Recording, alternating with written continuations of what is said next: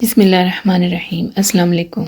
क्या हाल है फ्रेंड्स? उम्मीद है सब ठीक होंगे, सब अपने कामों में बिज़ी होंगे। आप सबको मेरे गार्डनिस्टा चैनल पर खुश आमदीद।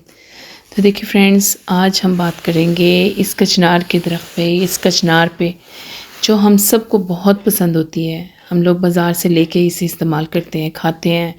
यानी कि ये बहुत ही मज़े की एक सब्ज़ी होती है। अल्लाह ताला ने तो इसे एक फूलों वाला दरख्त बनाया, लेकिन हम लोगों ने इसकी सब्ज़ी बना ली और माशाल्लाह बहुत मज़े की भी होती है और बहुत मज़ेदार होती है। बहुत महंगी बिकती है बाज़ार में। तो देखें, इसे छोटी छोटी कचनार लगी हुई है। अभी बहुत छोटी है, तकरीबन 1 और वीक तक ये बिल्कुल खाने के लिए तैयार हो जाएगी। तो ये वाइट कलर के फूल भी होते हैं, ये वाले, ये पिंक कलर के फूल भी होते हैं और ये थोड़े से लाइट येलो कलर के फूल भी होते हैं कचनार में। तो हमारे पाकिस्तान में भी 3 किस्म की कचनार लगती है। तो ये मेरी खाला के घर ये दरख्त लगा हुआ है बाहर गली की साइड पर। तो इनकी छत पर ये पूरा दरख्त आ रहा है। तो मैंने तो फ़र्स्ट टाइम ये कचनार इस तरह लगी हुई देखी है। तो मैंने सोचा इसी पे आज वीडियो बनाते हैं और इसकी मैंने कटिंग भी ली और आज आपको मैं कटिंग से ग्रो करके भी दिखाऊंगी, क्योंकि मैंने सुना है कि ये कटिंग से भी लग जाता है। तो मैंने ये कंफर्म किया पहले और फिर मैंने इसकी कटिंग काटी और मैं आज इसको लगा के दिखाऊंगी। ये देखें, छोटी छोटी सी भी इस पर कचनार लगी हुई है। कुछ तो फूल भी खिले हुए थे और कुछ बहुत ही छोटी छोटी सी भी लगी हुई है। तो ये जो कचनार है हमारे लिए एक तो बहुत फ़ायदेमंद है, एक मेडिसिनल प्लांट भी है ये।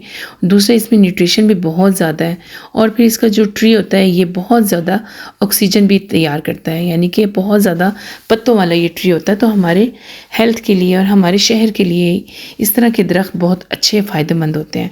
हवा में से ये एक तरह से पोल्यूशन भी ख़त्म करता है और ऑक्सीजन पैदा करते हैं। इस तरह के दरख्त हमें अपने शहरों में ज़्यादा से ज़्यादा, बल्कि अपने घरों में भी लगाने चाहिए। तो मैं तो वहाँ से कटिंग ले आई थी अपने घर में और आज मैं आपको कटिंग लगा कर दिखाऊंगी। अगर कटिंग ग्रो हो गई तो बहुत अच्छी बात है, ना हुई तो मैं नर्सरी से पूरा प्लांट भी लेकर आऊँगी इसका।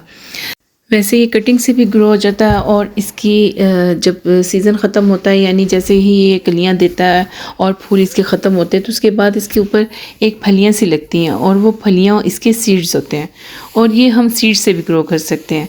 वो फलियाँ जब दरख्त के साथ ही लगी लगी सूख जाती हैं तो फिर उसके बाद हम इसको ग्रो कर सकते हैं बीज को। देखें कितनी ज़्यादा इसमें कचनार लगी हुई थी और हर टहनी पे बहुत ज़्यादा कचनार लगी हुई थी। यानी ये सारे एक तरह से फूलों की कलियां होती हैं, लेकिन हम लोग इसको सब्ज़ी के तौर पे इस्तेमाल करते हैं। तो ये देखिए, नीचे से लेके ऊपर तक ये दरख्त आ रहा है, तकरीबन 3 मंजिलों से होता हुआ ये ऊपर आ रहा है। तो ये देखिए फ्रेंड्स, मैंने इसकी एक ले ली है शाख और ये पिंक कलर के फूल हैं इसके। तो बहुत ही ये मज़े की बनती है सब्ज़ी, बहुत ही मज़ेदार और सबकी फेवरेट होती है। तो अच्छा नहीं है अगर आप अपने घर में इसे ग्रो करें और इसकी फिर सब्ज़ी आप अपने घर से ही हार्वेस्ट करके खाएं। तो देखिए, फिर आज मैं लगाती हूँ, कोशिश करती हूँ। इसके लिए जो मैंने सॉइल तैयार की है, वेल ड्रेन सी सॉइल बनानी है मैंने इसकी। उसमें मैंने लिए गार्डन सॉइल ली है, उसमें मैंने कंपोस्ट और थोड़ा सा मैंने इसमें सैंड मिक्स की है। वेल ड्रेन सी सॉइल बनेगी और इसी में इंशाल्लाह अच्छी सी ग्रो होगी मेरी कचनार की कटिंग। तो इसे अच्छी तरह से मिक्स कर लेते हैं और इसको पॉट में भर लेते हैं। पॉट मैंने लिया 5 इंच का, 5 इंच चौड़ाई है, 5 इंच उसकी ऊंचाई है। क्योंकि अभी तो मैंने सिर्फ इसकी कटिंग लगानी है। जब इंशाल्लाह इसकी रूटिंग स्टार्ट हो जाएगी फिर इसको मैं किसी बड़े पॉट में लगाऊंगी। तो कचनार का तो वैसे भी कहते हैं, जब भी आप कोई कभी पौधा लगाएं तो उसको बड़े से बड़े गमले में लगाएं। अगर उसकी रूटिंग स्टार्ट हो चुकी है तो आप उसको ज़्यादा स्पेस दें। जितनी हम ज़्यादा स्पेस देंगे उतना ही वो जल्दी ग्रो करेगा और उसके ऊपर फल भी आएगा। तो देखिए फ्रेंड्स, मैं इसके अंदर फिल कर लेती हूँ और इसके अंदर मैं आज इंशाल्लाह ग्रो करूँगी। इसके अंदर मैंने थोड़ा सा फंगीसाइड भी मिक्स किया है। इसके अंदर हम रूटिंग पाउडर भी डाल सकते हैं अपनी कटिंग को लगाने के लिए। कटिंग को भी लगा सकते हैं या फंगीसाइड लगा लें या फिर आप इसको रूटिंग पाउडर लगा लें।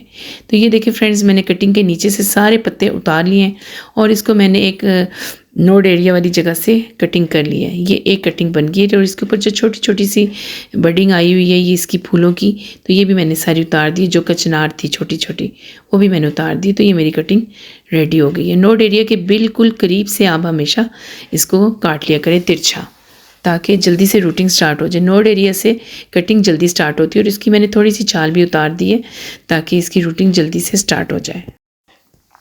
वैसे हम इसको फंगीसाइड भी लगा के मिट्टी में दबा सकते हैं और रूटिंग पाउडर लगा कर भी मिट्टी में दबा सकते हैं, लेकिन मैंने कभी तजर्बा जब भी किया है रूटिंग पाउडर का, मेरी कटिंग अक्सर ख़राब हो जाती है, तो मैं यूज़ नहीं करती। ये देखिए मेरे पास है भी, लेकिन मैं ये नहीं यूज़ करूँगी। मैं ये फंगीसाइड जो है ये वाला लगाऊँगी इसको।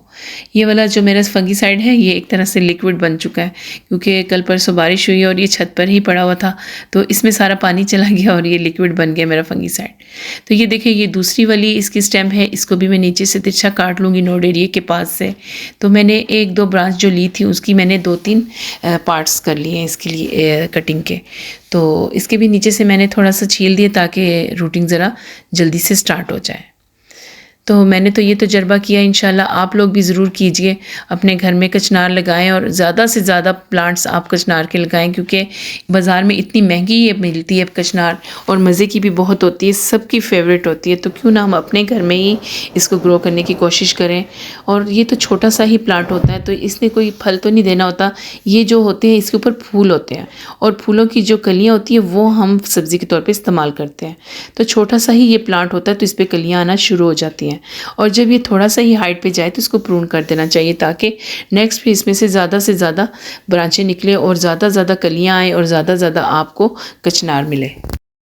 और ये प्लांट पूरा साल रहता है, ये प्लांट मरता नहीं है, सिर्फ इसके पत्ते उतर जाते हैं और फरवरी जैसे स्टार्ट होता है तो दोबारा से इसके पत्ते दोबारा से इसके अंदर कलियाँ आना शुरू हो जाती हैं। तो देखिए फ्रेंड्स, मैंने ये जो मेरा लिक्विड बन गया फंगीसाइड वो मैंने इसके अंदर पानी में थोड़ा सा डालकर फिर मैं इस सॉइल में डालूँगी, ताकि इसमें फंगस लगने का ख़तरा ना हो और हमारी कटिंग को भी फंगस ना लगे और हमारी कटिंग ख़राब ना हो।